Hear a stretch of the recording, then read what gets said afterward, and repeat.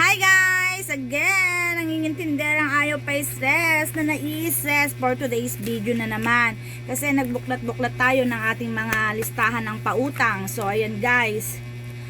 Ay, nako, sino mga relate dito sa mga katindera? Ayan, yung ating mangungutang, nagmakaawa, napautangin daw siya ng kanyang bisyo. Mga bisyo to. Sige, tayo naman ay mabait, pakikisama, pautangin natin.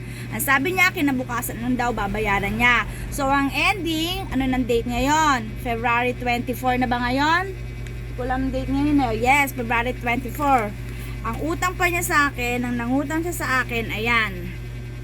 Nung pang November 18, ang utang niya 11-18. So, nakataasan pa ng mga presyo yung kanya mga inutang na bisyo. So, ayun guys, nakakalungkot lang may mga taong gano'n na hindi mga tumutupad sa usapan. So, ang ending, nangutang siya, mula nung umutang siya, mula nung November 18, until now, hindi siya nagpapakita sa atin. So, ano ang disadvantages ng mga nagpapautang, ng mga katulad natin mga tindera? Yan, hindi na sila bibili sa atin, bibili na sila sa iba, mawawala na tayo ng customer.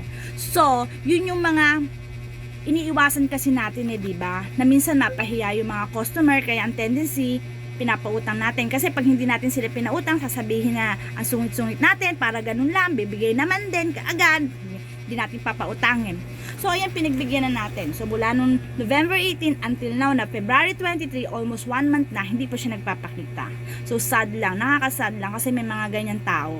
So, nawala na rin tayo ng customer, di ba? Pero okay lang kasi hindi naman na siya makakaulit sa atin, di ba?